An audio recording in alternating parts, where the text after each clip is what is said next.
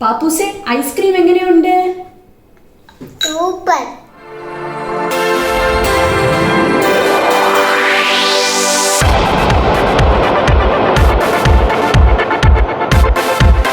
എല്ലാവർക്കും റെയിൻബോ ഫാമിലിയുടെ ഒരു പുതിയ എപ്പിസോഡിലേക്ക് സ്വാഗതം. ഇന്ന് നമ്മൾ ചെയ്യാൻ പോകുന്നത് ഒരു കിഡ് സ്പെഷ്യൽ കുക്കിംഗ് വീഡിയോ ആണ്. അത് വേറൊന്നുമല്ല, ബിസ്ക്കറ്റ് ഐസ്ക്രീം.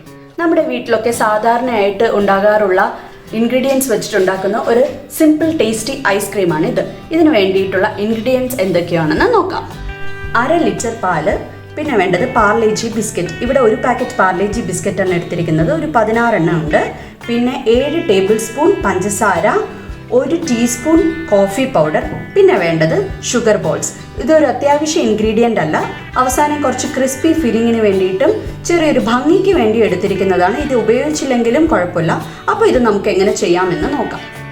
ആദ്യം നമുക്ക് ഈ ബിസ്ക്കറ്റ് മിക്സിയിലിട്ട് നന്നായി ഒന്ന് പൊടിച്ചെടുക്കാം. അപ്പോൾ ഇതേ മിക്സിയിൽ ഞാൻ ഇതൊന്ന് പൊടിച്ചെടുത്തിട്ടുണ്ട്.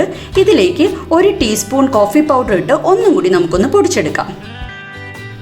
ഇത് ഒന്നും കൂടി നമുക്കൊന്ന് അടിച്ചെടുത്ത് നന്നായിട്ട് പൊടിച്ചെടുത്തുകൊണ്ട് വരാം. അപ്പോൾ ഇതേ നമ്മുടെ ബിസ്ക്കറ്റും കോഫി പൗഡർ നന്നായിട്ട് മിക്സ് ആയിട്ടുണ്ട്. ഇത് നമുക്കൊരു ബൗളിലേക്ക് മാറ്റാം.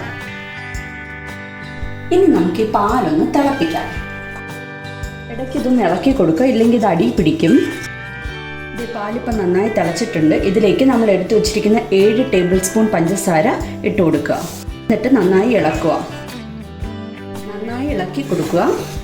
പാലൊരു അല്പം വറ്റി തുടങ്ങുമ്പോഴേക്കും ഇതിലേക്ക് എടുത്തു വച്ചിരിക്കുന്ന ബിസ്ക്കറ്റ് കോഫി പൗഡർ മിക്സ് ഇട്ട് ഇളക്കുക. തീ മീഡിയം ഫ്ലെയിമിൽ വെച്ചിട്ട് നന്നായി ഇളക്കിക്കൊണ്ടിരിക്കുക.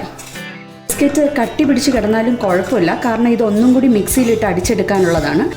ചെറുതായി ആ തിക്നെസ് വന്ന് തുടങ്ങിയിട്ടുണ്ട്. കറക്റ്റ് കൺസിസ്റ്റൻസി ആയിട്ടുണ്ട്. ഇപ്പോൾ നമുക്ക് ഗ്യാസ് ഓഫ് ചെയ്ത് ഇതൊന്ന് ചൂടാറാൻ വയ്ക്കാം. നമുക്കിതൊന്ന് ബൗളിലോട്ട് മാറ്റിയിട്ട് നേരത്തെ പറഞ്ഞ പോലെ ഒന്ന് ചൂടാറാൻ വയ്ക്കാം. ഇത് നന്നായി ചൂടാറിയിട്ടുണ്ട്. ഇതൊന്ന് മിക്സിയിലിട്ട് നമുക്കൊന്ന് അടിച്ചെടുക്കാം. ഇത് നല്ല സ്മൂത്ത് ആയിട്ട് അടിച്ചെടുത്തിട്ടുണ്ട്. ഇത് നമുക്ക് ബൗളിലോട്ട് ട്രാൻസ്ഫർ ചെയ്ത് ഫ്രിഡ്ജിലേക്ക് വെക്കാം. ഇനി ഇത് നമുക്ക് അടച്ച് ഫ്രിഡ്ജിലേക്ക് തണുക്കാൻ വെക്കാം. ഒരു 6 to 7 hours തണുക്കാൻ വെക്കണം. ഇത് നന്നായി തണുത്ത് നമ്മുടെ ഐസ്ക്രീം റെഡി ആയിട്ടുണ്ട്. ഇനി ഇത് നമുക്കൊരു സെർവിങ് ബൗളിലേക്ക് ട്രാൻസ്ഫർ ചെയ്യാം.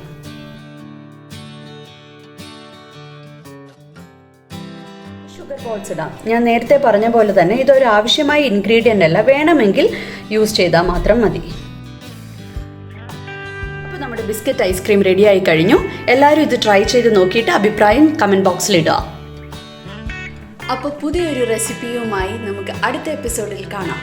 Till then bye.